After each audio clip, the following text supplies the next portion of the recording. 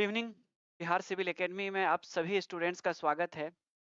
अ, आज का जो ये सेशन है इसमें हम लोग डिस्कशन करेंगे फिलोसॉफिकल इशू। जैसा कि आपको पता है बीपीएससी में जो ऐसे पूछा जाता है उसमें अलग-अलग सेगमेंट है। जो पहला 3 अलग-अलग सेक्शन है जिसमें फर्स्ट सेक्शन है उसमें कुछ फिलोसॉफिकल इशू और कुछ कंटेम्परेरी इशू आया था। पहले बार अगर आप देखेंगे 68वीं मेंस को देखेंगे, 68वीं में ज़्यादातर टॉपिक जो पूछे गए थे वो फिलोसॉफिकल पूछे गए थे। दार्शनिक कहीं न कहीं आपको फिलॉसफी का नॉलेज है तो आप बेहतर ढंग से उसको पाएँगे। Kumar good good evening. लेकिन जब 69वीं बीपीएससी में पूछा गया था, 69th में पूछा गया था, तो उसमें फिलॉसॉफिकल जो एसेस थे उसको कम कर दिया था। कहीं न कहीं आयोग को ये लगा होगा कि अभी बीपीएससी के स्टूडेंट जो है अभी इतना ज़्यादा अगर आप देखेंगे तो इतनी ज़्यादा बेहतर उनकी तैयारी नहीं हुई है कि एकदम यूपीएससी की तरह 12 के 12 एसे जो है वो फिलॉसॉफिकल पूछ लिया जाए। एक तो ऑलरेडी ऐसे एक नया पेपर है जो लोग है जो ऐड हुआ है, जो पुरानी पैटर्न पे तैयारी कर रहे थे उनके बड़ा दिक्कत था। दूसरा ये था कि उसमें बिहार से जुड़े हुए जो थर्ड सेक्शन था जिसमें बिहार से जुड़े हुए मैथिली और भोज फ्रेजेस, इडियम्स एंड फ्रेजेस यानी मुहावरे और लोकोक्ति को ऐड किया गया था, तो ये अपने आप में टफ हो ही गया था बीपीएससी के लिए। और ऊपर से जो शुरू के जो पहले के दोनों सेक्शन में अगर फिलोसॉफिकल ऐसे ही सारा दे दिया जाए, तो ये पेपर पूरा का पूरा कुछ स्टूडेंट तो अच्छी तैयारी के बावजूद फेल कर जाते बुरी तरह से जीएस तैयार होने के बावजूद। तो फिर आयोग ने इस चीज़ को समझा और थोड़ा-सा पेपर का जो लेवल है वो कम किया है। 68वीं का पेपर थोड़ा टफ था क्योंकि उसमें दार्शनिक विषय ज़्यादा थे। 69वीं में उन्होंने थोड़ा-सा बैलेंस करने की कोशिश की और कुछ जो समसामयिक मुद्दे हैं, कंटेम्परेरी इश्यूज़ हैं, उसको भी उसने इंक्लूड कर लिया कि कम से कम अगर आप फिलोसॉफिकल पर नहीं लिख पाए, तो कम से कम कंटेम्परेरी इश्यू पे तो लिख पाए, आप ग्लोबल वार्मिंग पे तो लिख पाए, आप न्यू एजुकेशन पॉलिसी पे तो लिख पाए या फिर कोई ऐसे कंटेम्परेरी इश्यू उठता है मान के चलिए अगर आपको लिखना है, तो आप लिख पाए। इम्पोर्टेंस ऑफ एजुकेशन पूछ ले, ग्लोबल वार्मिंग पूछ तो ऐसे विषय पे लिखा जा सकता है, राइट? लेकिन बावजूद आपने देखा होगा कि उन्होंने दार्शनिक निबंधों को छोड़ा नहीं है। सेक्शन 1 और सेक्शन 2 दोनों में वो फिलोसॉफिकल ऐसे बीपीएससी लगातार पूछ रही है। और आपको एक राज की बात ये बता दूँ, मार्क्स सिर्फ़ इस बात पे डिपेंड नहीं करेगा कि जो ऐसे में आपने तीनों में से टॉपिक कौन-कौन से ये आपने अ, ऐसे के आंसर कैसे लिखे हैं, बल्कि इस बात पर भी निर्भर करेगा कि जो ऐसे आप लिख रहे हैं, उसमें से आप सेलेक्ट कौन-कौन सा ऐसे कर रहे हैं। यानी कि आप अगर अच्छे ऐसे टॉपिक को सेलेक्ट करेंगे जो थोड़ा डिफ़िकल्ट टाइप का है, जिस पे सब लोग नहीं लिख पाएँगे। ग्लोबल वार्मिंग पे तो सब लोग लिखेंगे और मैं भी क्लास में ग्लोबल वार्मिंग में करवाऊँगा ही। ऑलरेडी आप लोग को लिखवाना है मुझे ऐसे। लेकिन आप अगर फिलोसॉफिकल टॉपिक पे अगर आप लिखेंगे, दार्शनिक विषय पे, तो आपको दूसरे की तुलना में अधिक अंक मिलने की संभावना हमेशा रहेगी। लेकिन इसमें खतरा ये है कि अगर आपने इन विषयों को अच्छे से नहीं समझा है, आपका दार्शनिक अगर आप देखें तो फिलोसॉफिकल अप्रोच नहीं है, आपने पहले कोई फिलॉसफी की किताब नहीं पढ़ी है या किसी ने आपको ऐसे फिलोसॉफिकल इश्यू पे कैसे ऐसे लिखा जाता है, ये गाइड नहीं किया है, तो फिर आपको दिक्कत आ सकती है। ठीक है? तो दोनों पक्ष है इसके। अगर आपने उसको अच्छे ढंग से लिखा, फिलोसॉफिकल इश्यू को पिक किया तो आपको अच्छे मार्क्स मिलेंगे और अगर आपने उसको टॉपिक को नहीं समझा अच्छे से और तब लिखेंगे, तब नहीं मार्क्स मिलेंगे। तो फिलॉसफी एक ऐसा सब्जेक्ट भी रहा है ऑलरेडी सिविल सर्विसेज में, जिसमें ऑप्शनल में अच्छे मार्क्स आते थे, मेंस में मैथ्स की तरह मार्क्स आते थे। तो दार्शनिक विषय पे निबंध लिखना आसान तो नहीं है, लेकिन जो कठिन होता है उसी में ज़्यादा अंक आते हैं। तो आज जो हमारा फोकस होगा वो ये होगा कि हम दार्शनिक विषयों पे जो निबंध होगा उसी में से एक निबंध हमने लिया है जैसा कि पीछे आप देख पा रहे होंगे, आत्मदीपो भव। ठीक है, आत्मदीपो भव। अब आप लोगों में से जो-जो लोग लाइव हो गए हैं, विक्की कुमार जी गुड इवनिंग, सीमा सिंह गुड इवनिंग, मनीष रोशन जी good evening, Sandeep Dubey ji good evening. अ, हाँ, फिलॉसफी की ये मेरी ऐसे की क्लासेस लगभग पूरी हो चुकी है, जितना मैंने मुझे कराना था 100 आवर से ज़्यादा करा दिया है। तो कभी-कभी क्या होता है संदीप जी मनीष जी की कभी-कभी कुछ ऐसे टॉपिक्स मुझे लगते हैं जैसे कि कोई टीचर जैसे अभी अमित सर पॉलिटी पढ़ाते हैं, कुछ दिनों के लिए छुट्टी पे है, तो बीच में मैं कुछ और जो यूनिक टाइप के टॉपिक्स होते हैं, अगर मुझे लगेगा, तो मैं आप लोगों के लिए ले आऊँगा। वैसे मैंने आप लोगों को सफिशिएंट करा दिया है, ऐसे 100 आवर से ज़्यादा का लेक्चर है। 150 मुहावरा नहीं कराया जा सकता है, फिर भी मैं कोशिश करूँगा कि अगले जो 4-5 दिन जब तक अमित सर की क्लास नहीं है, मैं आप लोगों को कुछ एसेज़ और करा दूँ नए टॉपिक का, ठीक है? चलिए, तो गुड इवनिंग। अब आप लोगों को इसमें से जितने लोग लाइव हैं, आप लोग को बताना है कि आत्मदीपो भव का अर्थ क्या होता है? जल्दी से आप लोग कमेंट बॉक्स में बताइए और फिर हम लोग एक दार्शनिक निबंध है, एक फिलॉसॉफिकल एसे है, इस पे हम लोग लिखने की कोशिश करेंगे। फ़ोटो से यहाँ पे क्लियर हो रहा है, यहाँ पे आप देख पा रहे होंगे कि हंस अकेला उड़ रहा है और ये लड़का जो है, ये अकेला एक पगडंडी पे, एक कठिन रास्ते पे, एक निर्जन रास्ते पे अकेले जा रहा है। तो आत्म दीपो भव का मतलब क्या होता है जल्दी से बताइए? बाकी संदीप जी अभी आप लोग को शेड्यूल तो मिल गया है ग्रुप में, शेड्यूल देख लीजिए। अगर आपका एडमिशन है तो आप शेड्यूल देख लीजिए, क्लासेस लग सारा का सारा अगले 15 दिन का शेड्यूल बना हुआ है ग्रुप में।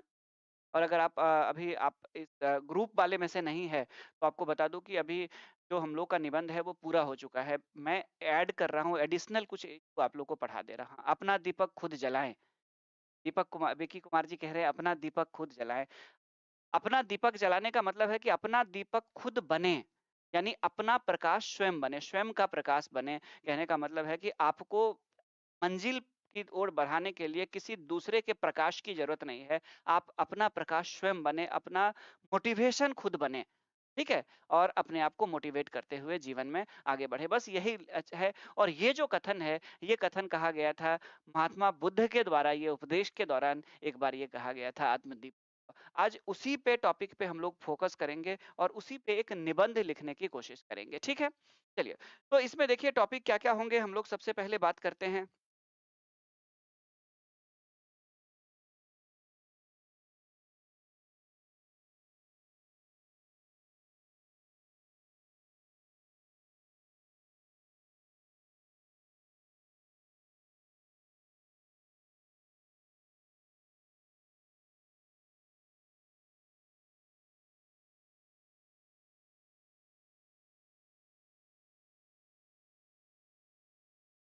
आत्म को भव ऐसे ऐसे भी लिखिए इंग्लिश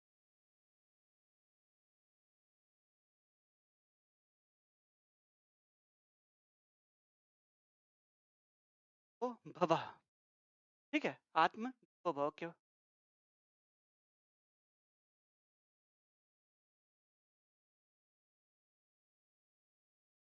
जी, जी, जी, बिल्कुल पॉलिटी और एसे का ही शेड्यूल है और बहुत जल्दी ये क्लासेस जो है आपकी ड्यूरेशन बढ़ा दी जाएगी क्लास की।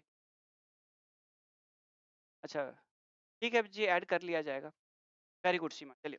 अब देखिए आत्मदीपो भव, अब इसका अर्थ क्या होगा, इसका मीनिंग क्या होगा? तो यहाँ पे सबसे पहले हम लोग इसका मीनिंग जानने की कोशिश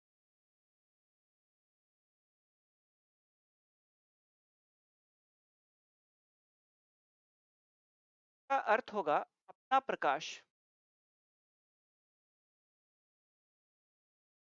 प्रकाश स्वयं बने। Be your own light, be your own light यानी अपना प्रकाश स्वयं बने। ये आपका क्या होगा? ये इसका अर्थ होगा। अब देखिए कोई भी ऐसे लिखा जाता है तो उसके 3 पार्ट होते हैं जैसा कि मैंने पहले ही आप लोगों को बताया हुआ है। ठीक है, आज इस क्लास को पब्लिक किया गया है ताकि जो बाहर के कोई नए स्टूडेंट है उसको तो कोई भी जब ऐसे लिखा जाता है तो उसका जो फर्स्ट पार्ट होता है दैट इज़ इंट्रोडक्शन। ये क्लास बाइलिंगुअल है, आप लोगों को पहले बता दूँ इंट्रोडक्शन यानी प्रस्तावना, निबंध का जो पहला भाग होता है प्रस्तावना। निबंध लेखन का जो दूसरा भाग होता है, वो कहा जाता है विषय विस्तार या बॉडी। मेन बॉडी कहते हैं, कुछ लोग बॉडी पार्ट कहते हैं इसको। विषय विस्तार या विषय वस्तु भी कहते हैं, बहुत सारे शब्द हैं इसके, ठीक है? तो मेन अर्थ या लक्ष्य वही है।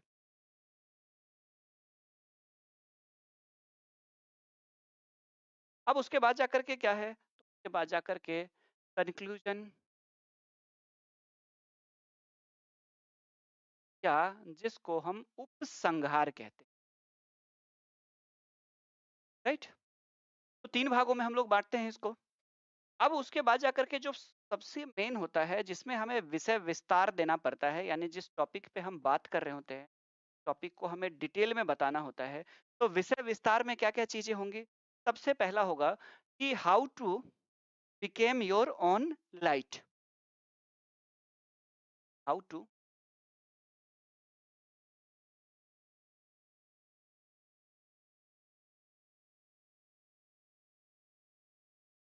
ऑन अपना प्रकाश स्वयं कैसे बने?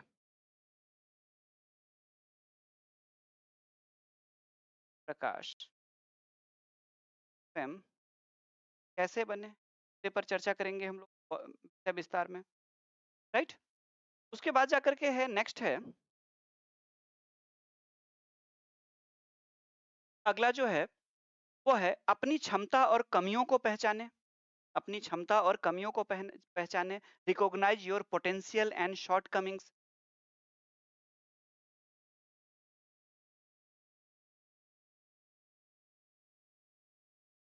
Recognise your potential and short coming.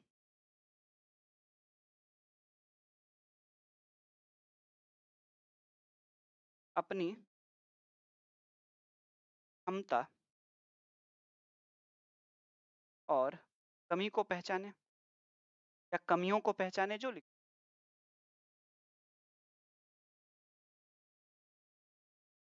यानी आपकी क्षमता क्या है और आपकी कमी क्या है, दोनों को जानना जरूरी है। आप अगर अपनी कमियों को नहीं जानेंगे तो आप सुधार नहीं कर पाएंगे, और आप अपनी क्षमता को नहीं जानेंगे तो ओवर कॉन्फिडेंस का शिकार हो जाएंगे।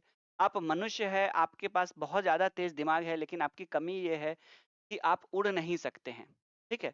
तो आप अगर अपनी उसको नहीं उड़ने की जो आपकी क्षमता है, उस कमी को अगर आप जान जाएँगे, तो आप इस सच्चाई से रूबरू हो जाएँगे कि आप क्या है, तो आप उड़ नहीं सकते हैं पक्षियों की तरह, ये आपकी कमी है। लेकिन उसी में जो व्यक्ति अपनी क्षमता को पहचान जाएगा, वो ये जान जाएगा कि मेरे पास भले ही उड़ने की क्षमता नहीं है, मेरे पास पंख नहीं है, लेकिन मेरे पास क्षमता भी है। और कमी के बावजूद ये कमी है कि मैं उड़ नहीं सकता हूँ, लेकिन मेरे पास एक क्षमता है कि मेरे पास ब्रेन है, और उस ब्रेन का बेस्ट यूज़ करके मैं एरोप्लेन बना सकता हूँ जिससे मैं उड़ सकता हूँ। और उतना ज़्यादा उड़ सकता हूँ जितना ये पक्षी भी नहीं उड़ सकता है, मैं स्पेस में भी जा सकता हूँ। तो अपनी क्षमता और अपनी कमी को जब आप पहचानते हैं, तो क्षमता को पहचानेंगे तो ओवर कॉन्फिडेंस का शिकार नहीं होंगे, बेहतर काम कर पाएँगे, और कमी को पहचानेंगे तो फिर अपनी क्षमता का उपयोग करके उन कमियों को दूर कर पाएँगे। आ रहा है समझ में? ठीक है, तो शॉर्ट कमिंग उसके बाद क्या करना है, तो उसके बाद अपने लिए एक लक्ष्य निर्धारित करें। आत्मदीपो भव में क्या करना है आपको? अपना प्रकाश स्वयं बनना। तो set A goal for yourself. Set a goal for yourself. Set a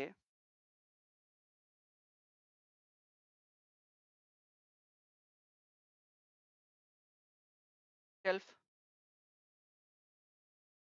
Set a goal for yourself. अपने लिए लक्ष्य निर्धारित करें। लक्ष्य का निर्धारण या लक्ष्य निर्धारित करें। अपने लिए लक्ष्य निर्धारित करें या अपने लिए लक्ष्य का निर्धारण। ठीक है? और उसके बाद फिर क्या करना है, देखिए, के बाद आपको करना है, उसके बाद क्या करना है, लक्ष्य को प्राप्त करने हेतु निरंतर प्रयासरत रहे। लक्ष्य को प्राप्त, keep striving to achieve the goal. स्ट्रीविंग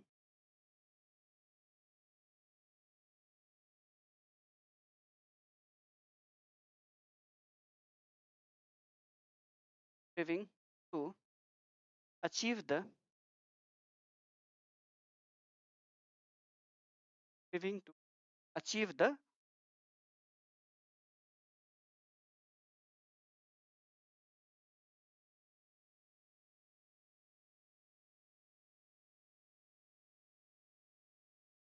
यानी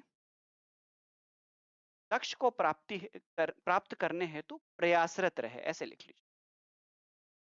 लक्ष्य को प्राप्त करने हेतु मतलब जब तक मंजिल, नहीं कहते हैं कि आप तो वैसे भी बिहार के हैं, और बिहार की ही भूमि में दशरथ मांझी हुए थे जिन्होंने क्या कहा था, जब तक तोड़ेगा नहीं तब तक छोड़ेगा नहीं। राइट? तो क्या करना है आपको, तो लक्ष्य को प्राप्त करने तक प्रयासरत रहे।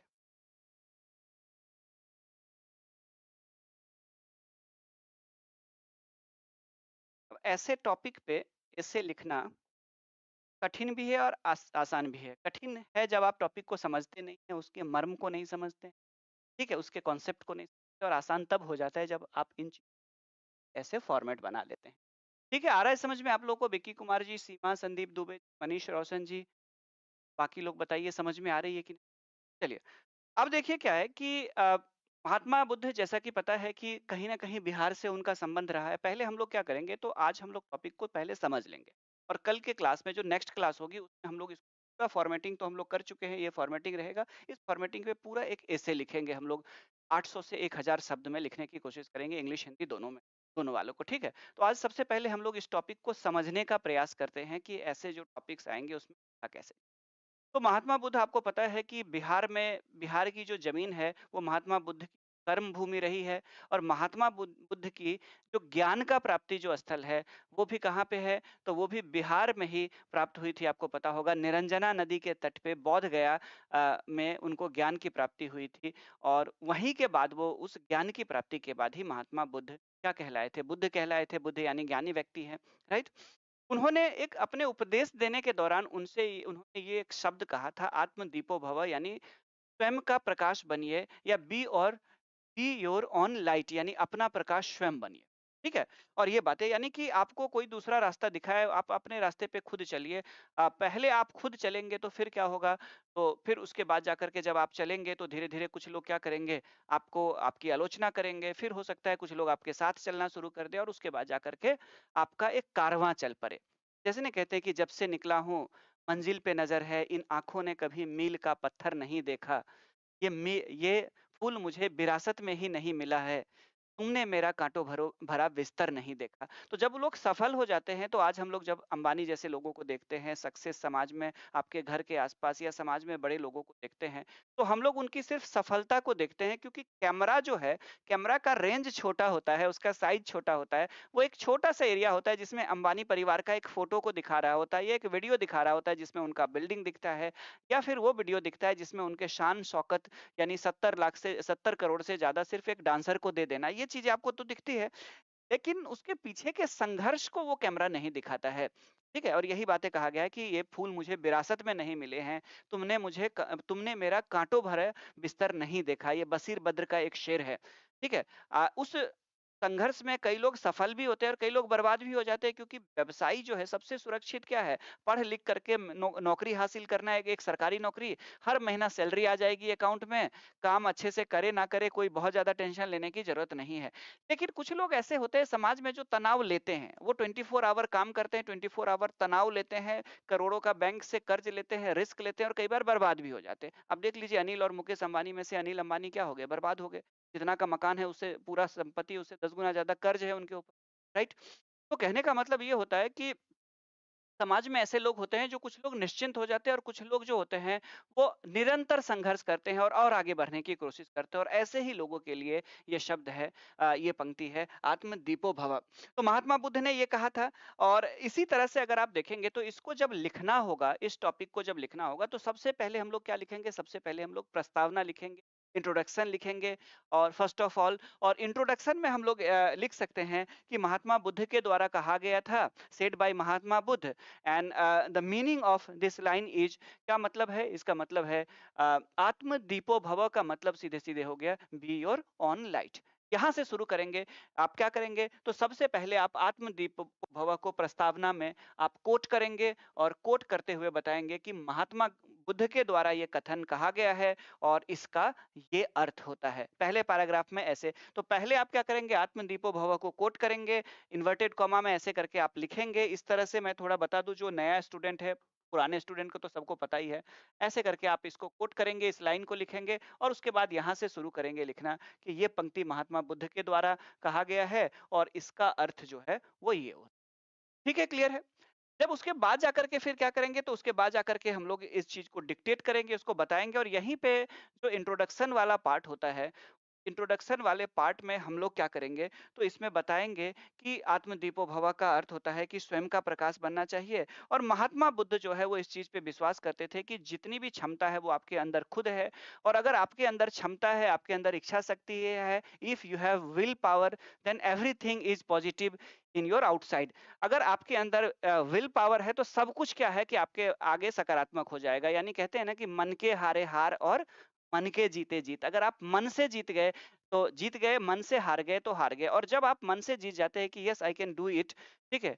तो क्या होता है कि अब मैं कर सकता हूँ, तो फिर आप कर जाएँगे और यही चीज़ें होती हैं, आप देखेंगे कि कई लोग ऐसे होते हैं कि शुरू में ही हार मान लेते हैं कि मैं कुछ नहीं कर सकता और कुछ लोग ऐसे होते हैं कि हार नहीं मानूँगा, जैसे वाजपेयी जी का आपको याद होगा एक पंक्ति, हार नहीं मानूँगा, रार नहीं ठानूँगा, याद होगा। तो आप इस चीज़ को कोट करेंगे, इससे निकल सकते हैं इसी तरह जैसे कि स्वर्गीय अटल बिहारी वाजपेयी जी ने कहा था कि हार नहीं मानूँगा, रार नहीं ठानूँगा। या फिर आप अगर बिहार के हैं, तो स्वाभाविक रूप से आपके बिहार में राष्ट्रकवि दिनकर पैदा हुए थे। तो राष्ट्रकवि दिनकर को कोट करते हुए इसी में इंट्रोडक्शन वाला पैरा के लास्ट में यानी कि प्रस्तावना वाला पैरा के लास्ट में लिखेंगे कि इस तरह की बातें हमें ये बताती है कि स्वयं हमें अपना प्रकाश बनना चाहिए, हमें आत्मनिर्भर बनना चाहिए और इसके लिए हमें सकारात्मक सोच की ज़रूरत पड़ती है और सकारात्मक सोच के लिए हम प्रेरणा ले सकते हैं किनसे? रामधारी सिंह दिनकर राष्ट्रकवि रामधारी सिंह दिनकर से प्रेरणा ले सकते हैं और फिर जाकर के उनकी जो लाइन है वो लिख करके आप अपने प्रस्तावना को पूरा कर देंगे और रामधारी सिंह सिंह दिनकर ने क्या कहा था उनका कथन है उनकी एक लाइन है उन्होंने अपनी जो कविता है अरुणोदय नाम की एक कविता उन्होंने लिखी थी और उसमें उन्होंने ये लाइन लिखा था इंग्लिश वाले उसको रोमन लेटर में लिखेंगे और हिंदी वाले उसको जो देवनागरी लिखते हैं उसमें लिखेंगे और उनकी जो मूल कविता है उसकी दो लाइन को लिखेंगे अरुणोदय उनकी एक पोएट्री है और उसमें एक जो ये 2 लाइन है कि सम्मुख असंख्य असंख्य बाधाएँ हैं। सम्मुख असंख्य कल मैं पूरा इसको डिटेल में लिखा दूँगा आप लोगों को। सम्मुख असंख्य बाधाएँ हैं, गर्दन मरोड़ते बढ़े चलो। सम्मुख असंख्य बाधाएँ हैं, गर्दन मरोड़ते बढ़े चलो, अरुणोदय है। अरुणोदय मतलब आप जानते ही हैं सुबह, सुबह का मतलब यहाँ पॉजिटिव वे में होगा एक नए एरा की शुरुआत कह लीजिए, एक सिर्फ़ दिन की शुरुआत नहीं होती है, एक संभावना की शुरुआत होती है। तो क्या है सम्मुख असंख्य बाधाएँ हैं, गर्दन मरोड़ते बढ़े चलो, अरुणोदय है यह उदय नहीं, चट्टान फोड़ते बढ़े चलो। ये किनका शब्द है? तो ये है राष्ट्रकवि दिनकर की जो बिहार में पैदा हुए थे। तो इस तरह से आपका ये प्रस्तावना या ये इंट्रोडक्शन वाला जो पार्ट है, ये आपका पूरा हो जाएगा। ठीक है? आ रहा है समझ में आप लोग को? अब जाकर के हम लोग का क्या होगा, तो अब हम लोगों का होगा बॉडी पार्ट, यानी जो हमारी जो एसे है, उस एसे का बॉडी पार्ट कह लीजिए या फिर मेन बॉडी कह लीजिए या विषय विस्तार कह लीजिए या विषय वस्तु कह लीजिए। तो विषय वस्तु कभी भी लिखा जाता है, तो आपको करना क्या होता है, जैसे कि मैं इंट्रोडक्शन क्लास में हमेशा बताता हूँ, ये तो का एक टॉपिक है जिसको मैं लाइव कर रहा हूँ ताकि नए स्टूडेंट्स को भी ये पता चल सके कि यहाँ कैसे निबंध को पढ़ाया जाता है। ये सब मैं लिखवाऊँगा क्लास में, अभी मैं समझा रहा हूँ इन चीज़ों को और इसको आगे एक-एक करके पूरा एकदम फॉर्मेट बना करके कि कैसे निबंध लिखा जाता है, लिखा देंगे, ठीक है? अब देखिए यहाँ पे हम लोगों ने क्या किया है कि जो मेन बॉडी है, बॉडी पार्ट है, उसको हम लोगों ने क्या किया है, तो 1 और 3 ठीक है? टोटल कितने पार्ट में 4 पार्ट में हम लोगों ने बाँटा है। पहला क्या है how to became your own light यानी अपना प्रकाश स्वयं कैसे बने।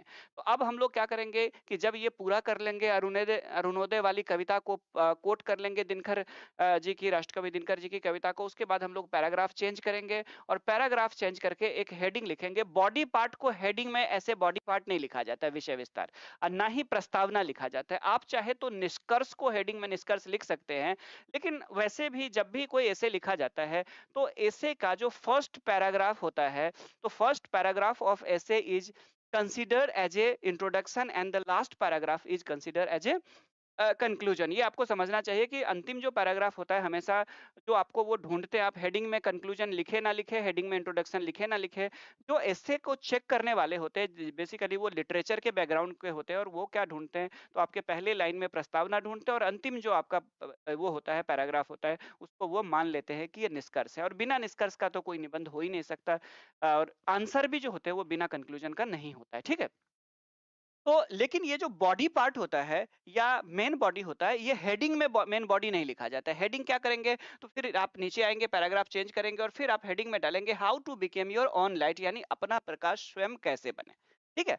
अब अपना प्रकाश स्वयं कैसे बने, अब इसको लिखना है आपको हेडिंग में और हेडिंग लिख करके उसके बाद जाकर के आपको क्या करना है, तो महात्मा बुद्ध से ये बताना है कि महात्मा बुद्ध ने जो बातें कही है, ठीक है? This teaching of Mahatma Buddha teaches us the और our successful and happiness live within our self यानी कि जो हमारी खुशी है, हमारी जो सफलता है, वो हमारे अपने आंतरिक मन में ही है, हमारे अंदर ही है। बाहरी परिस्थितियों पे निर्भर नहीं करती है, बल्कि आंतरिक परिस्थितियों पे निर्भर करती है। कई बार आप देखेंगे कि कुछ लोगों के पास बहुत कुछ होने के बावजूद वो दुखी रहते हैं। यानी जीवन जीने के लिए जितनी भी विलासिता की वस्तु है, भौतिक वस्तु है, उसके फिजिकल एनवायरनमेंट की बात करें, तो उसका जो फिजिकल एनवायरनमेंट है, वो पूरी तरह से एक पॉजिटिव है। ठीक है? लेकिन उसके चेहरे पे देखेंगे तो तनाव होगा, उस टेंशन की वजह से उसे कई बार हार्ट अटैक आ जाएगा, शुगर की प्रॉब्लम हो जाती है उसे, उसके बाद बहुत सारी समस्याएँ होती हैं। उसी में से एक व्यक्ति को ऐसा देखेंगे आप कि एकदम देखने में ही लगता है कि इसको सही से खाना नहीं मिलता होगा, दुबला-पतला सा, कमज़ोर-सा है, ठीक है? कपड़े भी मैले-कुचैले हैं, फटे-पुराने हैं, लेकिन उसके जो चेहरे पे आप खुशी देखिएगा, अगर उसको एक ही रोटी 2 मिल जाता है और उसे जब वो खाते हुए जो उसकी खुशी होती है, उस खुशी को देखने से आपको लग जाता है कि physical environment is not important, ठीक है? यानी कि जो भौतिक वातावरण है वो ज़रूरी नहीं है। आपको खुश रहने के लिए क्या ज़रूरी है, आपके अंदर से वो खुशी आनी चाहिए और वो खुशी आपको देखेंगे कुछ लोगों के चेहरे पे दिखते ही नहीं है, चाहे उन्हें कितना भी कुछ संपत्ति हो जाए। शेयर बाज़ार गिरते-उठते हैं तो वो परेशान रहते हैं और कुछ लोग को अगर रात को खाना ढंग से मिल जाए तो खुश रहते हैं। तो ये चीज़ें हैं, आपको ये सारी चीज़ें आपको लिखनी है जो कि मैं क्लास में लिखवाऊँगा और अपनी क्षमताओं को अपना प्रकाश कैसे बने? तो अपना प्रकाश बनने के लिए सबसे पहले क्या होगा, तो आपको अपनी पोटेंशियल को पहचानना पड़ेगा, अपनी क्षमता को आप पहचानिए और जब आप अपनी क्षमता को पहचान जाते हैं और उसके बाद जाकर के फिर क्या है कि आप अपनी पॉजिटिव सोच, अपनी सोच को पॉजिटिव बनाइए और अपनी सोच को पॉजिटिव बनाते हुए एक पॉजिटिव डायरेक्शन की तरफ आप अगर उसको ले जाएँगे, तो स्वाभाविक रूप से जो है वो क्या होगा कि आप अपने प्रकाश स्वयं बन सकते हैं। अब अपने प्रकाश बनने के लिए क्या करना पड़ेगा? तो अपनी क्षमता को पहचाननी पड़ेगी, अपनी कमियों पे काम करना पड़ेगा, अपनी कमियों को दूर करना पड़ेगा, अपनी जो पोटेंशियल है, उसका बेस्ट यूज़ करना पड़ेगा और जब अपनी पोटेंशियल का बेस्ट आप यूज़ करेंगे, उनको पहचान करके और जब आप अपनी कमियों को पहचान करके उसका को दूर करेंगे, तो धीरे-धीरे आप सफलता के मार्ग में जाएँगे और खुद प्रकाशित होंगे और जब आप खुद प्रकाशित होंगे, अपना प्रकाश बनेंगे, आप आगे बढ़ेंगे, तो परिवार भी आगे बढ़ेगा, देश भी समाज भी आगे बढ़ेगा और देश भी आगे बढ़ेगा। तो how to became your own light में ये सारी बातें लिखेंगे और इस तरह से आपका यहाँ पे 2 पैराग्राफ आपका हो जाएगा। ठीक है? कल मैं इसको पूरा डिटेल में लिखवा भी दूँगा, कैसे ऐसे राइटिंग होती है क्लास में वो भी मैं कराऊँगा। उसके बाद जाकर के अगला क्या होगा, अगला हेडिंग होगा recognise of potential and shortcomings यानी अपनी क्षमता और कमी को पहचानें। ठीक है? अब अपनी क्षमता और कमी को पहचानने की बात तो हम लोगों ने पिछले पैराग्राफ में कर ली। अब अपनी क्षमता और कमी को पहचानेंगे कैसे? तो इसमें कबीर दास का एक दोहा से इसको स्टार्ट करेंगे। कबीर दास को कोट करेंगे और कबीर दास के एक दोहा से इस लाइन को स्टार्ट करेंगे कि कस्तूरी कुंडल बसे मृग ढूँढे बन माही। कस्तूरी कुंडल बसे मृग ढूंढे बन माही, ऐसे घट घट राम है दुनिया जानत नाही। ठीक है, ये लाइन कोट करेंगे हम लोग और उसके बाद जाकर के लिखेंगे कि कबीर दास सेज दैट यानी कबीर दास ने कहा है कि musk is present in the navel of the deer and attracted by its fragrance it keep wandering here and there in the forest. कहने का मतलब ये हुआ कि जो हिरण है उसके कुंडल यानी कि उसके नाभि में एक विशेष प्रकार का द्रव्य है जिसको कहते हैं कस्तूरी और उस कस्तूरी में एक विशेष प्रकार का सुगंध होता है और उस सुगंध वो कहाँ से आ रही है इसको वो समझ नहीं पाता है। कौन? कस्तूरी मृग कहाँ पे पाई जाती है भारत में? आपको पता होगा। ये कस्तूरी मृग को के बारे में कहा गया है लेकिन ये वास्तव में जीवन के बारे में कहा गया है, जीवन जीने की पद्धति को लेकर के कहा गया है, आराध्य को लेकर के कहा गया है। तो कस्तूरी जो मृग होती है जिसके कुंडल यानी जिसके नाभि में खुशबूदार एक द्रव्य होता है, वो कस्तूरी मृग हिमालयन बेल्ट में पाई जाती है। भारत का जो हिमालय वाला क्षेत्र है वहाँ पे पाई जाती है और वहाँ पे जो ये कस्तूरी मृग होती है, उसके नाभि से एक विशेष प्रकार की खुशबू आते रहती है। लेकिन चूँकि वो इंसान नहीं है, वो क्या है कि वो एक जीव है या फिर कहे तो उसे इतनी समझ नहीं है कि ये खुशबू कहाँ से आ रही है और वो जगह-जगह सूंघते हुए भटकते रहता है, ढूँढते रहता है कि इतनी अच्छी यार खुशबू आ कहाँ से रही है? जबकि वो खुशबू कहाँ से आ रही होती है? सूँघ के उसके नाभि से। तो ऐसे घट-घट राम है, दुनिया देखत नहीं। यहाँ पे राम से तात्पर्य ये है कि आपके आराध्य भी हो सकते हैं, आपके लक्ष्य भी हो सकते हैं। यानी आपके अंदर जो है वो लक्ष्य को प्राप्ति करने की क्षमता या बेस्ट जो रिज़ल्ट है वो आपके अंदर ही है। ठीक है? और आप उसको बाहर ढूँढ रहे हैं, राइट? तो आपकी जो आंतरिक खुशी है, आपकी जो पोटेंशियल है वो आपके अंदर है और उसको आप अपने अंदर ढूँढें, उसको पहचानें, उसको बेस्ट करें, उसके समय को समय के अनुसार उसे अपडेट करें, अपग्रेड करें और फिर जीवन में आगे बढ़े। यही चीज़ें हमें लिखनी है, हम लोग निबंध के भाषा में लिखेंगे, अच्छे से इसको हम लोग लिखेंगे। तो इस तरह से कस्तूरी वाला जो मृग होता है वो जंगल-जंगल में भटकते रहता है और उसी तरह इस संसार के जो लोग होते हैं, जो मनुष्य होते हैं उसकी भी यही स्थिति है। वो जिस सुख की तलाश में भटकते रहता है, वो सुख उसके अंदर स्वयं होता है। बस उसे क्या होता है, पहचानना होता है। आ रहा है समझ में? तो इसको हम लोग इस रूप में लिखेंगे, एक अच्छी भाषा में लिखेंगे कल। उसके बाद जाकर के यहाँ पे जो हिरण्स है, हिरन से तुलना हम लोग लिखेंगे पैराग्राफ चेंज करके कि यहाँ जो है here man has been compared to the deer, यानी यहाँ पे क्या हुआ है कि मनुष्य की जो तुलना है वो हिरण से की गई है और मनुष्य भी उस हिरण की तरह है, उस कन्फ्यूज़ हिरण की तरह है जो अ, सुख को बाहर ढूँढता है और उस बाहर ढूँढने के चक्कर में उस मिग्र तृष्णा के में वो भटकते रहता है इधर-उधर से। वो किसी चमत्कार की उम्मीद करती है कि उसके जीवन में कोई चमत्कार हो जाए, मैं रात में मैं सोया रहूँ और सुबह उठते ही पता चले कि एकदम से मेरा जो मकान है वो महल में कन्वर्ट हो गया और मैं जिस फटे पुराने बिस्तर पे लेटा हुआ था वो एकदम से क्या बन गया, सोने का पलंग बन गया। मेरे चारों ओर टूटे-फूटे चीज़ें थी, उसकी जगह नौकर आ गया, कोई नौकर पैर दबा रहा है। ऐसा नहीं होगा, एक रात को आप सुबह-सुबह उठेंगे और एकदम से दुनिया बदल पाएगी। कई रातें आपको जागनी पड़ेगी, ठीक है? कई रातें आपको जागनी पड़ेगी, तब जाकर के कभी आपके पास इतना सुख होगा कि आप रात में जब सो के उठेंगे सुबह-सुबह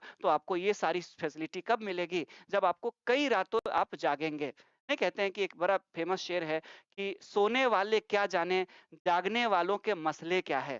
ठीक है? इस चीज़ को आप कोट कर सकते हैं। सोने वाले क्या जाने, जागने वालों के मसले क्या है? ठीक है? तो इस तरह से आप इनको लाइन को लिख सकते हैं और इस तरह से अगर हम देखें तो अपनी कमियों को पहचानना, कहने का मतलब है कि हम लोग ज़्यादातर क्या होता है कि दुनिया में कमियाँ ढूँढते हैं, बाहरी दुनिया में कि ये नहीं सही है, ये सही है। मेरा अगर ऐसे होता तो मैं पास हो जाता, मेरा ऐसे होता तो मैं अमीर हो गया होता, मेरे साथ ये नहीं हुआ, मेरे पिताजी अगर मुझे उस समय सही बताए होते तो मैं सक्सेस हो गया होता, मेरे टीचर मुझे पढ़ाए होते सही से सक्सेस हो जाता। तो हम लोग क्या होता है कमी अपने अंदर ढूँढते हैं और बाहरी परिस्थितियों को हम किसी न किसी को अपनी असफलता के लिए दोषी मान ही लेते हैं और वो हम स्वयं नहीं होते हैं। यानी हम अगर असफल होते हैं तो उसके लिए हम क्या करते हैं, अगर हम सक्सेस होते हैं, इफ आई एम सक्सेस, तो हम क्या करते हैं तो टोटली जो है उसका जो credit goes to me, right?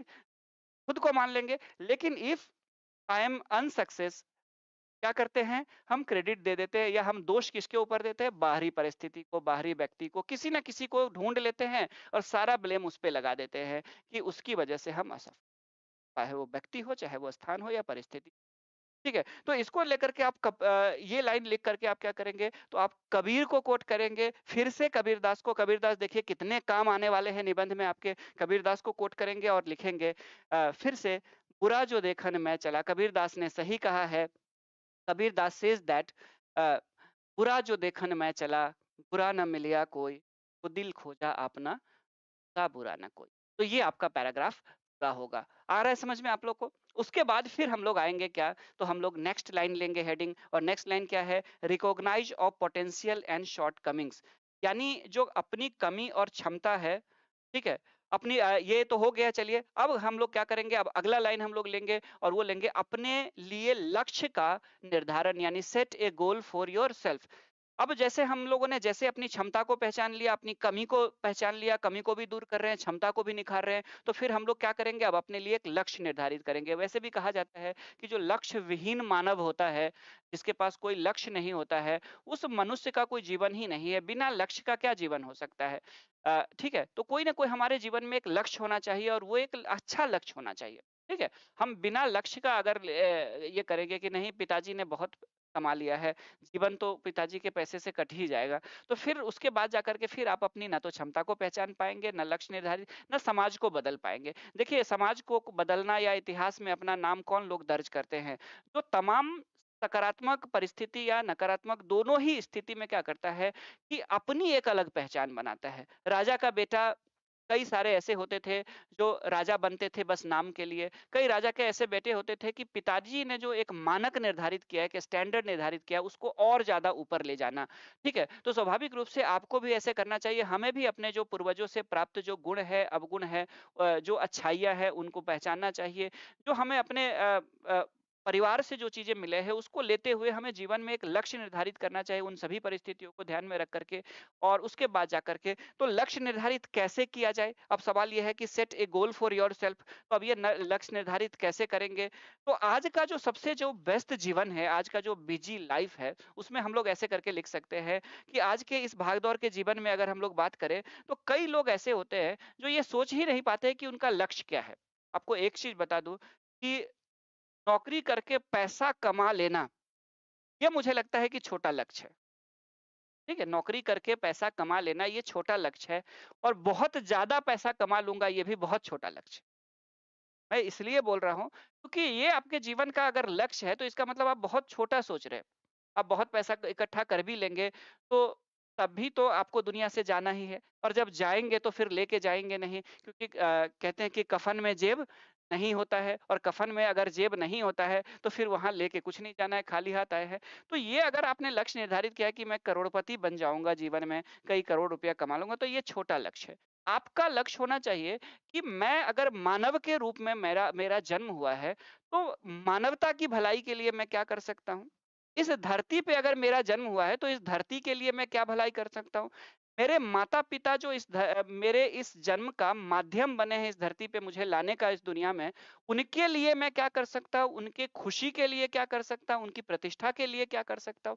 ये आपका लक्ष्य होना चाहिए और जब इस तरह का लक्ष्य निर्धारित अगर आप करेंगे, ठीक है? तो स्वाभाविक रूप से क्या होगा कि आपके अंदर सकारात्मकता खुद आएगी, आप खुद खुशी महसूस करेंगे, जो खुशी लोगों के अंदर नहीं होती है। क्योंकि पैसा कमा लेना ही जिनका लक्ष्य होता है, वो देखेंगे कभी खुश नहीं रहता है क्योंकि उनकी संतुष्टि का कोई स्तर ही नहीं होता है। जैसे एक व्यक्ति साइकिल से जा रहा है, अगर वो संतुष्ट है तो साइकिल में संतुष्ट होगा, खुश रहेगा, लेकिन अगर वो असंतुष्ट है तो वो सोचेगा काश मेरे पास बाइक हो जाए। अगर एक बाइक वाला है, अगर वो असंतुष्ट है तो सोचेगा मेरे पास 4 चक्का वाला एक छोटा-सा मारुति 800 अब तो खैर वो बंद हो गई। अब सोचेगा कि छोटा-सा मेरे पास एक कोई गाड़ी आ जाए। राइट? एक सस्ता सा कोई एक कार आ जाए मान के चलिए। फिर वो सोचेगा कि नहीं मेरे पास स्कॉर्पियो आ जाए। जो स्कॉर्पियो वाला है वो सोच रहा है कि मेरे पास फोर्ड की या फॉर्च्यून की कोई गाड़ी आ जाए। फॉर्च्यून वाला सोच रहा है कि मेरे पास मसराती आ जाए, रेंज रोवर आ जाए। राइट? तो इस तरह से और जो मसराती रेंज रोवर वाला है वो भी खुश नहीं है। उसको लगता है कि मेरे पास एक प्राइवेट अपना जेट होता जिससे मैं पूरी दुनिया घूमता और जिसके पास प्राइवेट जेट है और बिल्डिंग्स है, महल है, वो सोच रहा है कि मैं दूसरे ग्रह में भी ज़मीन खरीद के मकान बना लूँ। तो इच्छाओं का तो कोई अंत नहीं है, तो इसीलिए आपका लक्ष्य कभी भी पैसा कमाना नहीं होना चाहिए। जैसा कि मैंने आप लोगों को बताया कि अपना जो लक्ष्य है, वो जो लक्ष्य है आपका, वो इस तरह का होना चाहिए कि अगर मनुष्य के रूप में जन्म लिया है, तो मेरी मनुष्य मानवता के प्रति क्या देन हो सकती है? मैं कितना कॉन्ट्रिब्यूट कर सकता हूँ? ह्यूमैनिटी में कितना कंट्रीब्यूट कर सकता हूँ, कितना नाम कर सकता हूँ अपने माता-पिता का जिन जो माध्यम बना इस दुनिया में लाने का। अगर मैं ईश्वर को मानता हूँ और ये मानता हूँ कि ईश्वर ने मुझे मानव में जन्म दिया है, तो मैं दुनिया में धर्म की स्थापना और धर्म और मानवता की स्थापना के लिए मैं क्या-क्या कर सकता हूँ। तो ये सब आपका लक्ष्य जीवन में होना चाहिए। ठीक है? इस तरह से कहते हैं ना कि और जब आप लक्ष्य इस तरह से आप निर्धारित कर लेंगे, तो इस तरह से आप एक कोट करेंगे, एक लाइन जैसे कि हरिवंश राय बच्चन का एक जब ये लाइन लिख लेंगे तो हरिवंश राय बच्चन का एक लाइन आप कोट करेंगे उनकी एक कविता से कि आप पढ़े कुछ भी रुकेगा तू न ऐसी आन कर ले। आप पढ़े कुछ भी रुकेगा तू न ऐसी आन कर ले, पूर्व चलने के बटोही बाट की पहचान कर ले। तो इस तरह से आप जिस रास्ते पे जा रहे हैं पहले उस रास्ते को पहचान लीजिए कि क्या ये गलत है या क्या ये सही रास्ता है। मानवता के लिए, मेरे परिवार के लिए, नैतिक दृष्टि से क्या ये रास्ता सही है, ये बाट सही है। तो इस लाइन को आप लिखेंगे हरिवंश राय बच्चन को कोट करेंगे कि आप पढ़े कुछ भी रुकेगा तू न ऐसी आन कर ले, पूर्व चलने के बटोही बाट की पहचान कर ले। तो इस तरह से आपका ये वाला जो पार्ट है ये पूरा हो जाएगा, ठीक है? उसके बाद फिर हम लोग क्या करेंगे, तो उसके बाद जाकर के हम लोग कीप स्ट्रीविंग अचीव द गोल यानी लक्ष्य को प्राप्त करने तक प्रयासरत रहे। आपने अपने लिए गोल तो आपने निर्धारित कर लिया। अब बीच में कई लोग प्रयास करते हैं कि अरे यार, एक काम करता हूँ जिम जॉइन कर लेता हूँ, राइट? जिम जॉइन कर लेता हूँ, मुझे बॉडी बनाना है। पहले दिन आए, जिम में गए, ठीक है? थोड़ा बहुत एक्सरसाइज़ वगैरह सब किए, पुशअप वगैरह सब किए और जितने भी वहाँ पे इंस्ट्रूमेंट्स लगे थे उसके सामने एक अच्छा-सा सेल्फी लिया और फिर उसके बाद जिसको दिखाना है वो देख ले बस इसीलिए आपने क्या किया, तो उसे डाल दिया आपने व्हाट्सएप स्टेटस पे। ठीक है? और जिसे दिखाना था उसने भी देख लिया, आपका लक्ष्य पूरा हो गया। तो ये तो छोटा लक्ष्य हुआ ना। अब आपका जो लक्ष्य है वो इतना छोटा नहीं है, आपका लक्ष्य है कि मुझे बॉडी बनाना है, सिक्स पैक बनाना है। तो फिर इसके लिए क्या करना पड़ेगा? निरंतर प्रयास करना पड़ेगा। किसी को दिखाने के लिए आपने पहला दिन कर दिया इतना काफ़ी नहीं है। आपको लगातार क्या होगा लगे रहना पड़ेगा अपने लक्ष्य को लेकर के। ज़रूरी नहीं है कि आज ही रिज़ल्ट मिल जाए, कल ही रिज़ल्ट मिल जाए। ठीक है? इतनी जल्दी कोई भी रिज़ल्ट नहीं मिलती है, एक धैर्य रखनी पड़ती है। तो इसको आप शुरू कैसे करेंगे? तो इसमें आप लिखेंगे कि लक्ष्य को प्राप्त करने हेतु निरंतर प्रयासरत रहें। हेडिंग क्या डालेंगे? Keep striving to achieve the goal और इसमें आप क्या लिखेंगे इसमें आप लिख सकते हैं ऐसे करके एक लाइन लिख सकते हैं, एक लाइन बड़ा फ़ेमस है कि मंज़िल मिल ही जाएगी भटकते हुए ही सही, गुमराह तो वो है जो घर से निकले ही नहीं। ठीक है? इसमें आप सबसे पहले एक इस लाइन को कोट करेंगे कि मंज़िल मिल ही जाएगी भटकते हुए ही सही, गुमराह तो वो है जो घर से निकले ही नहीं। इस लाइन को लिखने के बाद आप क्या करेंगे, तो जो लक्ष्य के लिए कैसे प्रयासरत रहा है, उसको आप एक स्टोरी से जोड़ देंगे। जैसे कि आपको पता है कि आज मैंने इसको यूट्यूब पे डाला है इस क्लासेस को, तो हम लोगों की जो ऐप पे वो जो अपनी इंटरनल क्लासेस चलती है, जो लिंक जो स्टूडेंट लाइव है यहाँ पे जो एडमिशन लिए हुए उनको पता होगा कि उसमें मैंने एक चीज़ और बताया है कि यूज़ ऑफ स्टोरी इन एसे, यानी कि कोई भी जो निबंध है उसमें जो कहानियाँ होती है, छोटी-छोटी जो प्रेरणादायक कहानी होती है, उसको जोड़ने की कोशिश कीजिए, उसमें आप उसको मेंशन करने की कोशिश। इससे क्या होगा कि आपके पास जो शब्द सीमा का दबाव रहता है कि 1000 शब्द कैसे लिखूं मैं, बीपीएससी तो खैर 700 से 800 शब्द कहता है, बिटवीन 700 एंड 800 वर्ड। तो 700 से 800 शब्द अगर आप बीपीएससी कह रहा है लिखने के लिए, तो 700 से 800 शब्द कई बार कम पढ़ने लगते हैं, और कम पढ़ने की वजह से हम क्या करते हैं, तो कई स्टूडेंट जो होते हैं अपने बातों को रिपीट करने लगते हैं, जो कि पूरी तरह से नेगेटिव है। एक ही बात को बार बार रिपीट करके पेज भरेंगे रूबी राय की तरह, तो नंबर भी रूबी राय की तरह ही मिलेगा, अधिकारी नहीं बन सकते हैं। ठीक है? भले ही बिहार में टॉपर बन जाए। अब देखिए यहाँ पे इसको मज़ाक में लेंगे, सीरियसली नहीं लेंगे। तो मेरे कहने का मतलब है कि इसके लिए फिर क्या किया जाए? तो आपके पास अगर बचपन से लेकर के दादी-नानी, आपके जो हिंदी के, अंग्रेजी के, संस्कृत के शिक्षक थे, स्कूल में, हाई स्कूल में, कॉलेजेस में, फिर आपने कभी ट्रेन की यात्रा के दौरान नॉवेल पढ़े, कहानियाँ पढ़ी, कभी मैगज़ीन में कोई कहानी पढ़ ली, कभी टेलीविज़न में आपने कोई स्टोरी देखा, कभी यूट्यूब पे देखा, कभी रेडियो में सुना। आपने बचपन से लेकर के अभी तक कभी दादी-नानी सुलाते समय कहानियाँ सुनाई थी, वो सारे स्टोरीज़ आपको रिकॉल हो जाना चाहिए। ठीक है? मैं इसलिए कह रहा हूँ क्योंकि उसमें से जो कहानियाँ हैं अब आपके काम आने वाली है, और निबंध में काम आने वाली है। आपने जितनी भी कहानियाँ सुनी है, तो आपको जहाँ पे भी शब्द कम पड़ने लगे, उससे मिलते-जुलते एक कहानी को 2-3 पैराग्राफ में आप लिख दीजिए और उस लाइन को जस्टिफाई कर दीजिए। उसके बाद उस लाइन को जस्टिफाई कर दीजिए। तो जैसे यहाँ पे क्या है, लक्ष्य को प्राप्त करने तक प्रयासरत रहे। तो इसमें एक कहानी हो सकती है अरुणिमा सिन्हा की। आप लोगों ने सुना है अरुणिमा सिन्हा का नाम? अरुणिमा सिन्हा उत्तर प्रदेश की वॉलीबॉल खिलाड़ी थी, वॉलीबॉल खिलाड़ी है। ठीक है? भदोही की, उत्तर प्रदेश की या कहीं की मुझे ध्यान नहीं आ रहा है, एग्ज़ैक्ट उनका डिस्ट्रिक्ट मुझे ध्यान नहीं आ रहा है। तो अरुणिमा सिन्हा जो है वो बेसिकली क्या है कि डिफेंस एग्ज़ाम की तैयारी भी कर रही थी और वॉलीबॉल की भी खिलाड़ी थी। ठीक-ठाक खिलाड़ी थी वॉलीबॉल की, फिज़िकली फिट थी। उसके साथ ये हुआ कि एक बार वो लखनऊ से दिल्ली जा रही थी ट्रेन में। ये मैं कहानी सुना रहा आप लोगों को, अरुणिमा सिन्हा आप लोग सर्च कर लीजिएगा गूगल में। तो लखनऊ से दिल्ली जा रही थी और उस दौरान क्या हुआ कि बात को लेकर के कुछ गुंडे टाइप के जो लड़के थे उस ट्रेन में, शायद उसके साथ छेड़छाड़ किया या छीनने की कोशिश की सामान, या बदतमीजी की, जो रहा हो मुद्दा। तो उसके साथ उसकी बहस हो गई, लड़की थी अड़ गई। अब गुंडों को लगा कि ये लड़की होके कैसे अड़ सकती है? इसका कितना इतना पावर हो गया कि ये लड़कों के सामने और वो ईगो पे ले लिया उन गुंडों ने और उसे चलती ट्रेन में से फेंक दिया। ये रात की बात है। उसके बाद जाकर के फेंक दिया गया। अब उसके बाद जब वो ट्रेन से गिरी, तो एकदम से क्या होता है, आपको पता होगा कि जब ट्रेनें चलती है, तो उनके जो चक्के होते हैं, पहिए होते हैं, उनके बीच में इतनी ट्रेन स्पीड होती है कि उनके बीच की हवाएँ बाहर नहीं जाते और वो वैक्यूम बन जाता है ट्रेन की स्पीड की। और उस वैक्यूम की वजह से जो ट्रेन से गिरने वाले लोग होते हैं, उसको पटरियों के तरफ खींच लेता है। वो जो खाली जगह होती है, जो वैक्यूम होता है, वो खींचता है उसको अपनी तरफ। एक तरह से कई लोग बचपन में हम लोग कहते थे, सुनते थे, बुजुर्ग लोग कहते थे कि ट्रेनों के जो पहिए होते हैं, उसमें चुंबक होता है, वो इंसानों को खींच लेता है। तो इंसान आयरन का थोड़े बना हुआ है कि वो चुंबक खींच लेगा। दरअसल होता क्या है कि बाहर जो होता है, पटरियों के बाहर, वो ज़्यादा प्रेशर होता है, हाई प्रेशर होता है, और ट्रैक के बीच जब ट्रेन चल रही होती है, तो हवाओं के दबाव बहुत कम हो जाते हैं। एक तरह से वैक्यूम या लो प्रेशर बन जाता है। जिसकी वजह से हवा का जो बहाव होता है वो लो प्रेशर को भरने की कोशिश कर रहा होता है, और इस दौरान कोई व्यक्ति अगर ट्रेन से गिरता है तो वो एकदम से पटरियों के में उसका पैर हाथ आ जाता है और कट जाता है। तो इसका एक पैर, अरुणिमा का एक पैर कट गया, और अरुणिमा का इतना ज्यादा ब्लीडिंग हो गई थी कि उसकी हालत खराब थी। वो रात भर वहीं पे संघर्ष कर रहे थे। आप सोच करके देखिए कि ऐसी स्थिति में तो सीधे सीधे लोग बोलेंगे कि अब इसका कुछ नहीं हो सकता, अब ये गई दुनिया से। कि ट्रेन से कटने के बाद अगर बच भी जाए तो बाद में बीमारियां फैल जाएगी, और उसके बाद जाकर के पूरा का पूरा पैर काटना पड़ेगा, और कई बार वो इन्फेक्शन अगर बॉडी में फैल गई तो फिर क्या होगा, एक सुई भी चुभता है तो हम लोग जाकर के सबसे पहले क्या करते हैं, टेटनस का इंजेक्शन लेते हैं। तो आप इसकी कल्पना ही नहीं कर सकते, मान के चलिए ये समाप्त हो गए। लेकिन अरुणिमा समाप्त नहीं हुई। क्यों? क्योंकि अरुणिमा की इच्छा शक्ति समाप्त नहीं हुई। और अरुणिमा की इच्छा शक्ति समाप्त नहीं हुई थी, इसीलिए अरुणिमा ज़िंदा रही और तब तक ज़िंदा रही जब तक सुबह नहीं हो गई और सुबह लोगों ने उसे देखा, उसके बाद जाकर के उसे हॉस्पिटल ले गए, तत्काल उसके बाद थोड़े बहुत उसकी ट्रीटमेंट वगैरह सब हुई और बाद में उसका जो फुल ट्रीटमेंट है वो दिल्ली एम्स में हुई थी। और दिल्ली एम्स में होने के बाद वो धीरे-धीरे एक पैर उसका चूँकि रेलवे से कटने के बाद चूँकि पटरियाँ में जंग लगी होती है और टेटनस तो हो ही जाने का खतरा है और पूरी बॉडी में इन्फेक्शन फैलने का, तो पैर काट दिया गया। उसके बाद जाकर के कुछ दिन के बाद जब वो ठीक हुई, तो पैर आर्टिफ़िशियल और उस आर्टिफ़िशियल पैर से वो न सिर्फ़ खड़ी हुई, बल्कि जो परिवार के लोग या बाकी लोग मान रहे थे कि अब ये विकलांग हो चुकी है, ये बेबस है, लाचार है, कुछ नहीं कर सकती है। अरुणिमा फिर से न सिर्फ़ उस पैर से खड़ी हुई, बल्कि उसने एक इतिहास रच दिया।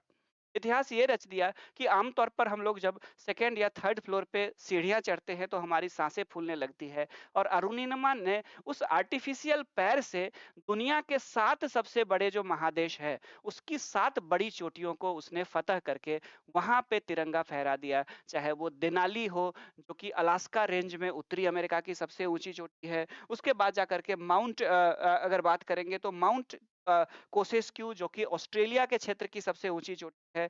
एकांकागुआ जो कि साउथ अमेरिका की एंडीज पर्वत पे सबसे ऊँची चोटी है। उसके बाद जाकर के विंसन मैसिफ जो कि अंटार्कटिका की सबसे हाईएस्ट चोटी है और उसके बाद जाकर के माउंट किलिमंजारो जो कि तंजानिया में अफ्रीका की सबसे ऊँची है और माउंट एवरेस्ट जो कि नेपाल में है, जो वर्ल्ड की हाईएस्ट है। इन सब पे तिरंगा फहरा करके वो बता दिया अरुणिमा ने कि वाक़ई में जो ये होती है आत्म दीपो भव कहने का मतलब है कि जो अपना प्रकाश है उसे स्वयं बनना चाहिए, जो मोटिवेशन है वो खुद अंदर से आती है, बाहरी परिस्थितियाँ तो आपको खुद ही मदद करने लग जाती है। आपने एक मूवी में भी देखा होगा जब कहते हैं ना कि आप किसी को शिद्दत से चाहो तो सारी शाहरुख खान का ही डायलॉग है, सारी कायनात से मिलाने में लग जाती है। तो अरुणिमा सिन्हा की जो ये कहानी होगी, इस कहानी को आप एक अच्छे शब्दों में, अच्छे ढंग से आप लिखेंगे और इस तरह से लिखेंगे कि अरुणिमा सिन्हा ने हार नहीं मानी और इस तरह से इससे ये पता चलता है कि इंसान का के अंदर अगर ये हो, विल पावर हो, उसके अंदर इच्छा शक्ति हो, तो मुश्किल से मुश्किल जो हालात है, वो भी एकदम से सामान्य होते चले जाते हैं। ठीक है? और उसी में आप चाहे तो बशीर बद्र को कोट कर सकते हैं कि जिस दिन से चला हूँ मंजिल पे मेरी नज़र है, इन आँखों ने कभी मील का पत्थर नहीं देखा। या फिर आप ये भी लिख सकते हैं कि ये मत कहो खुदा से हालाँकि वो दूसरी जगह यूज़ करेंगे, यहाँ पे हम लोग इसको नहीं कह सकते। तो इस तरह से अरुणिमा सिन्हा ने भी बाद में स्टेटमेंट दिया जब उसने इन सातों चोटियों को फ़तह किया था कि इंसान शरीर से विकलांग नहीं होता। अरुणिमा सिन्हा का कहना था कि इंसान जो है, वो शरीर से विकलांग नहीं होता है, बल्कि मानसिकता से विकलांग होता है, ठीक है? और इस तरह से हमें क्या करना चाहिए लक्ष्य को प्राप्त करने का हमेशा प्रयास करते रहना चाहिए। जैसे कि अरुणिमा सिन्हा ने कहा था कि a person is not handicapped physically, a person has a person has या person is not handicapped physically but in handicapped mentally. ये बात अरुणिमा सिन्हा ने कही थी, इस बात को आप कोट कर सकते हैं और इस तरह से आपका ये जो निबंध का बॉडी पार्ट है ये पूरा हो जाएगा। फिर उसके बाद जाकर के बिना कंक्लूजन का नहीं होता है, तो बिना निष्कर्ष का तो हम लोग कोई चीज लिख भी नहीं सकते हैं। तो कंक्लूजन में हम लोग लिख सकते हैं कि दस बी योर ऑन लाइट, यानी इस प्रकार अपना प्रकाश स्वयं बने एक ऐसा निर्देश है जो हमें बताता है कि सफलता और खुशी हमारे अंदर ही मौजूद है। आज के इस नवाचार के युग में, यानी आज का जो अगर आप देखेंगे जो ये नवाचार का युग है, जो इनोवेशन का जो आज का जो ये एज एज है, इस दौरान क्या है कि व्यक्ति को अपना रास्ता खुद चुनना चाहिए, खुद नवाचारी होना चाहिए यानी इनोवेटिव होना चाहिए और जितनी ज़्यादा वो इनोवेटिव होगा, उतना ज़्यादा उसके जीवन में सफल होने और आगे बढ़ने की संभावना बढ़ जाएगी, ठीक है? और कहा जाता है कि भगवान भी उसी की मदद करते हैं जो अपनी मदद स्वयं करता है। यानी आपके अंदर अगर इच्छा शक्ति है, तो ईश्वर भी आपकी मदद करेगा, आपके लक्ष्य तक पहुँचाने में कहीं न कहीं इनडायरेक्ट वो सपोर्ट करेंगे। बस पहले कदम आपको अपनी तरफ से बढ़ाना है, आपको बाहरी परिस्थितियाँ आप अपने अंदर निखार लाएँगे, बाहरी परिस्थितियाँ खुद ही निखर कर के सामने आएगी और अंत में बस इतना हम लोग कह सकते हैं, लास्ट में आप क्या करेंगे इस कंक्लूजन में ये लिख देंगे कि मंजिल मिले ना मिले ये तो मुकद्दर की बात है, हम कोशिश भी ना करें तो गलत बात है। तो इस तरह से आपका ये पूरा का पूरा निबंध आपका लिखाएगा। तो आपको समझ में आ गया कि आत्म दीपो भवः का क्या मतलब होता है। कल हम लोग क्या करेंगे तो एक अच्छे लैंग्वेज में इंग्लिश और हिंदी दोनों में इस एशे को जो नेक्स्ट लेक्चर हम लोग का होगा, अपना इंटरनल लेक्चर होगा, ये तो मैंने यूट्यूब पे दिया था आप लोगों को, ताकि बाहर के भी स्टूडेंट देख सके कैसे इससे पढ़ाया जाता है। ये सारी चीज़ें हम लोग एक अच्छे ढंग से लिखेंगे कि कैसे स्टार्ट करना है, कैसे पैराग्राफ छोड़नी है, कहाँ से पैराग्राफ चेंज करना है, कहाँ से सेंटेंस उठाना है, कैसे चीज़ों को कोट किया जाता है, अंडरलाइन किन चीज़ों को किया जाता है, ठीक है? ये सारी चीज़ें जो है हम लोग राइटिंग के दौरान नेक्स्ट लेक्चर में करेंगे। तो जो-जो लोग जुड़े हुए हैं आज यूट्यूब से, सभी स्टूडेंट से आग्रह है कि आप लोग एक बार इस सेशन को शेयर कर दीजिए, लाइक कर दीजिए। अगर आपको चैनल में नए हैं तो चैनल को भी सब्सक्राइब कर दीजिए। तो मिलते हैं नेक्स्ट लेक्चर में। Thank you. Have a nice day.